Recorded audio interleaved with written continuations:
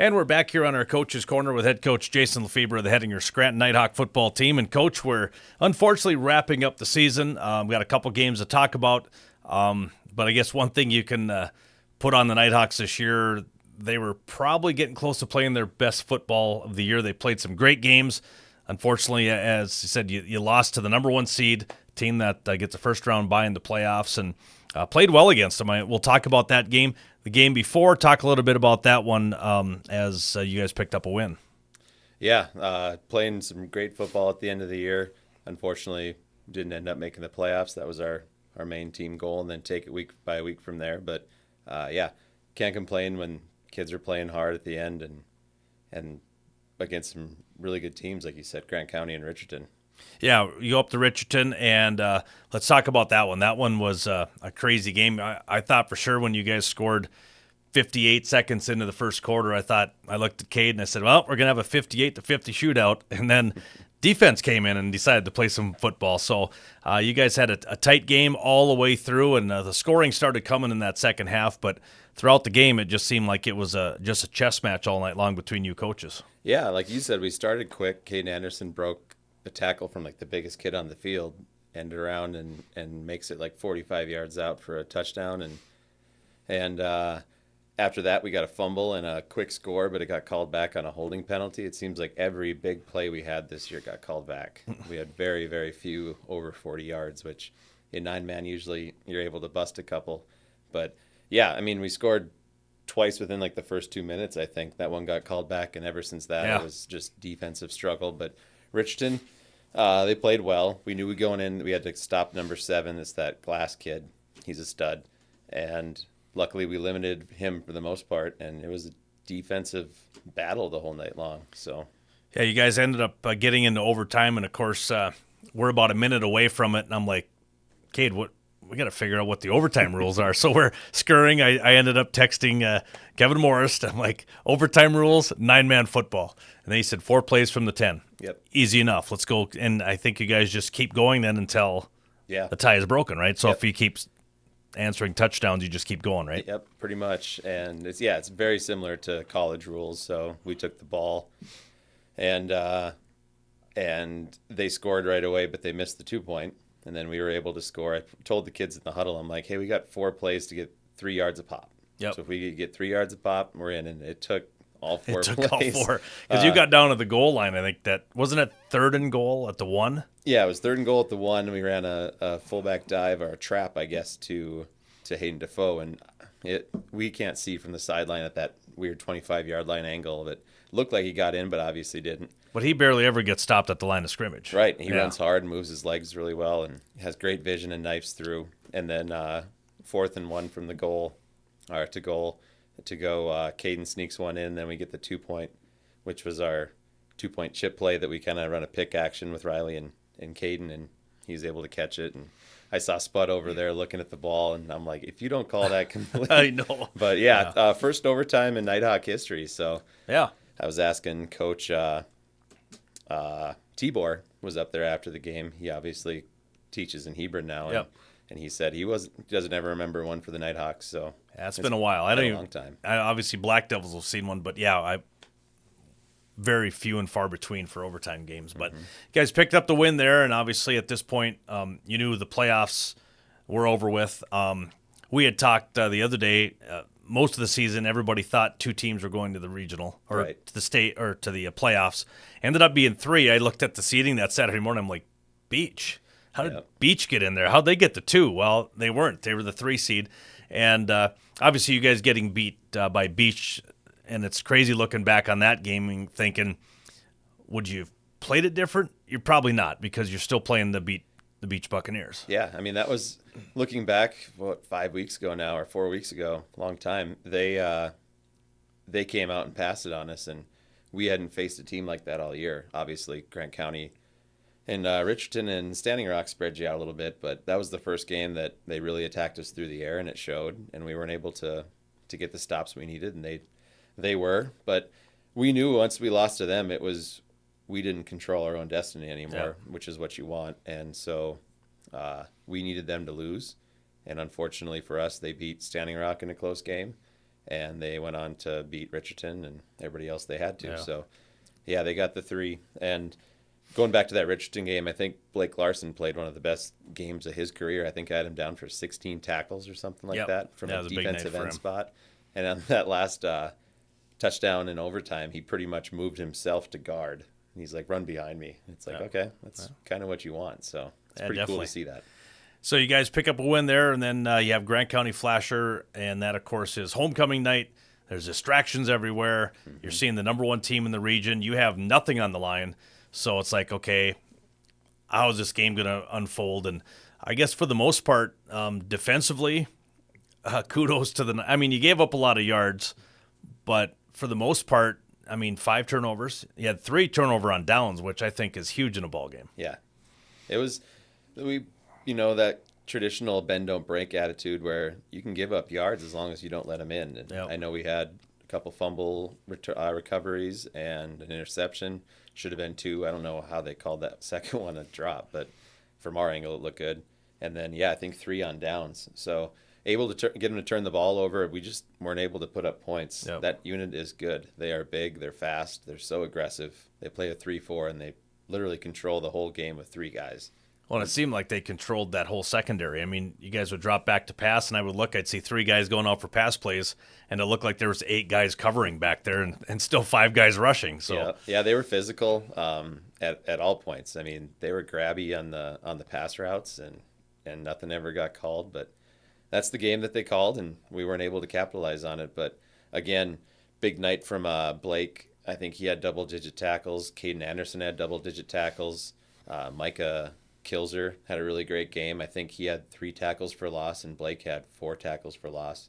So some good things on defense. I know Guthrie was flying around and had a beautiful break on a pass and batted it down just like we taught him. So it's awesome to see the kids put that kind of stuff into play, but just weren't able to move the ball against that stout team, and unfortunately that's how it broke for us. Yeah, definitely. You guys end up 3-5. Mm-hmm. Missed the playoffs, obviously, but Grant County Flasher is 1, Hettinger County 2, and then you look at the Beach Buccaneers 3. Both Beach and Hettinger County have games this weekend, and probably 2 very winnable games. Going to be some tough matchups. Obviously, Hettinger County going up against South Border, that's going to be a tough task at home. Yep. Grant County with a bye, like you said. Hettinger going to South Border. Or South Border coming to them. Yep. Yeah. So that's not the South Border of last year. They're still a very good football team. Yep. But it's not that. They're kind of riding the laurels of last year, I think, a little bit. And I think Mott or Hettinger County, New England and Mott have a really good shot of knocking them off. It's a long road trip for them and have to leave early in the morning in a day game. And that's a tough place to play. So whether it's in New England or in Mott. So I think if they win, they go to Linton. Yeah. They're a beast. And then on the other side, Beach is heading to Central McLean, and if they win, they go to Grant County. So they've got back-to-back juggernauts in the first 2 rounds of the playoffs. They do, and you look Central McLean watching their film, they are tough. I mean, their only loss is to Linton. Yep. So they spread you out. They run the ball down your throat. They got 28's the running back, and he's like a bowling ball with legs, and he can move. And they spread you out and throw too. So they're going to be tough. Our Beach is going to have their hands full there, but rooting for those guys. Want to see our region win, and be cool to see Coach Zier against Coach Krenz in a playoff atmosphere. There you go. And I think this is the first year I think I've been doing the polls, and I think there's 6 teams undefeated left in the state, I believe. 5 for sure. 5. I think it's 5 after Central McLean lost. Oh yeah, Central. Yeah, that's right. So there's 5 undefeated teams in the state. That's just crazy how that works. But yeah, you got like New Rockford, West Hope, Lemoore is number 1.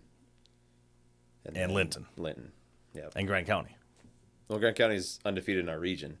Oh, I thought they were 8-0. Nope, they went 0-3 against the other region. Oh, did they? Oh, okay. Well, they turned their season around then. Yeah. Well, our sister region is it's pretty doozy, tough. So yeah. All right. Well, let's get into the seniors, Coach. We're wrapping things up here. You have some seniors you want to talk about. Sure. We got 7 of them this year. I'll just go down the order and by number. Chase and Schumacher played DB and linebacker roles for us on defense, and obviously the quarterback spot. Played it great, ton of dedication, put in a ton of time for the program, going to camps all over the place. Great leader, managed the huddle, awesome. Came in as a sophomore and had that unexpected start against Central McLean as a sophomore when our starter went down with some food poisoning. So he's going to be greatly missed. I think he went over, he did 1,100 yards through the air this year, about a 50% completion percentage, 10 touchdowns, and 10 two-point conversions. So good year for Chase on the offensive side of the ball. Then we moved to Caden Anderson. Caden, linebacker, running back / receiver. Pretty much moved him all over the field. And long snapper, as I said, he always claims just to be a long snapper. But about 700 yards in rushing. And where's he at here? About 175 through the air. 2 touchdowns through the air and 5 on the ground. So looking like 7 and a bunch of two-point conversions. Very physical. Led the team in tackles in the 80s. 80 tackles, 4 for a loss, and a forced fumble and a sack. So he's going to be hard to replace just from a pure production standpoint. But 2.5-year starter, it's definitely going to be missed. Then we moved to Riley Hasbrook, DB and receiver. Gave him guff all year on his hands. Had a tough time hanging onto the ball in the first part of the season, but after that, the last 2 games, he was just Mr. Automatic. So he got him fixed when it counted at the end there. But yeah, he's always smiling, always cracking jokes. He's definitely brings some levity and some juice to the team. Move on to Hayden Defoe, wearing number 12. He's kicker, punter, linebacker, running back, receiver. He played great for us, all over the place as well. Back to Riley. Riley had, 2 through the air and 1 on the ground for us, touchdown-wise. And Hayden had, where's he at here? 6 on the ground and 2 through the air. 3 through the air. Yeah. So 9 a touchdowns. lot of production from those guys leaving, and a lot of hard nose, step up and tackle pretty much anybody. So Hayden's going to be missed there too, especially from the special teams aspect. His His punts, punting. yeah, Did he have like a 68-yarder this last game, or was it? He did. Yeah. Headed north. It was insane. So Yep. he's going to be tough to watch go. Then we got the linemen up here. We got Blake, big number 68, biggest kid on the team, loudest kid on the team, definitely a leader. Like I told you, like moving around and moving himself around and getting to plays. From the defensive end spot, Blake had 75 tackles, 12 for a loss, and 2 sacks. So a ton of production. And watching him on film, if you go back and watch him, it's just pure relentless effort. A ton of his tackles were from behind, 10, 15 yards down the field. It was crazy. So he's definitely going to be missed. Defensively, offensively, he's probably our most consistent blocker and had 245 yards through the air and 2 touchdowns and a 2-point, 20-yard average catch. So it's a lot of production, a lot of leadership, and a lot of size we're losing with him. Chris Kinsfodder, unfortunately, we lost him against Hettinger County in New England with a knee injury, so we didn't have him for the last 4 games. But the games he was able to play, he was solid as a rock at guard and D-tackle, and he's definitely going to be missed as well. Just a lot of maturity and consistency with him. And the last one, number 7, is Ike, or 7th senior. We're number 22. Isaac Guthrie, probably one of our most improved players from start to finish, whether you're considered his career his senior year. At the end there, he was making tackles left and right. That beautiful play, breaking on the ball and knocking it down. And he got in at receiver towards the end of the year too. And just a lot of leadership and mentorship. It's great to see those older guys working with the younger kids in practice and messing around with freshmen and stuff. Just stuff you didn't see, back when we were in high school. Like, look at that. They're playing catch, a senior and a freshman. So yeah, cool to see that kind of stuff. But yeah, 7 guys that are going to be tough to watch walk out that door. But that's unfortunately the game of replacement. So yep, it is what it is. Yeah, he did make the playoffs. Obviously, that's the goal every year. But you look at next year, obviously, back into reload mode or rebuild mode, however we want to mention it. And you've got some young kids coming up. But JV and junior high sound like they had some good seasons as well. So they did, and all the way down to elementary. These kids are playing from 4th grade on. So these seniors are walking out with, 9 years of football experience, which is crazy. So it's they did a lot for the program, and then we talked a lot about leaving a legacy and how you're going to be remembered, and a lot of these guys will be remembered positively, and we'll be able to reference, like, remember what Blake did, remember what Caden did, remember what Chasen did. Yep. So it's good to see that. All right, anything else you want to mention? Obviously, coaches, you've been having the same coaches the last few years. Yep. I'd like to take a break really quick to thank Rob Warbus, assistant coach. I think the rumor is that he's probably hanging up the old coaching shoes. So he's been around for like 16 years. I think he was counting them all up, and a lot of offensive line, defensive line work. So he's going to be greatly missed. So a big thank you to Rob and Kirby Cagle.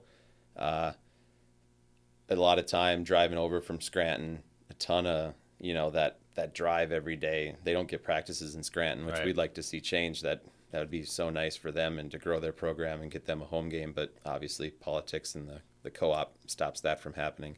But hopefully we can get that changed. Taking time out of a principal job over there, and he doesn't have a lot of time. So I very, very much appreciate his time. And Ty Warbus, again, driving back and forth from Dickinson, doing school teaching, does a great job. He's kind of the youth, the energy of the program. So a big thank you to him. Junior high coaches, Brad Guthrie, Ryan Sott, and Darren Siemens, had a great year. I think 1 loss on the year. So bringing in a ton of good 8th graders coming up. And the youth program, obviously doing great things. And then a big thank you to Ryan Sott and Brad Guthrie for helping me paint the field 4 or 5 times this year. That's not a fun process, and I know the lines aren't always straight, but it's volunteer work. And we say the same thing about my foul lines in baseball. So you can't be perfect. And I hear the rumblings and grumblings behind us. We do have our ears open, and we hear people talking. It's like, I would love to have you come down and help us. Yep, exactly. You have stuff to say, you can come help us out. But a big thank you to all those guys and all the kids and the parents and the super moms who are turning brown, white jerseys into white again. They're magicians with that. And the Booster Club for sponsoring pizza and one of our away game meals, and the Gutter for cooking the pizza. There's a lot of behind-the-scenes people, you on the radio. So there's a ton of people to thank, and I know I'm leaving people out, so I apologize if I am. But there's a lot behind this program, a lot of moving parts, and a lot of time goes in. All right, definitely. Yeah, definitely was a fun season, though. It went very quickly. I think this is one of the first years we didn't have to bundle up and worry about cold conditions. So we had amazing weather. It was awesome. And one windy night, really, I think. That was about it. Yeah. In Richardson. Just a couple chilly days, but nothing crazy. Just a ton of heat and just beautiful weather. Yeah. So. Well, we appreciate the time again, Coach. Another season in the books. We'll look forward to seeing what you do in the offseason, get ready for next August. Yep, I appreciate it. All right, there you go. Head coach Jason Lefebre of the Hettinger Scranton Nighthawk football squad.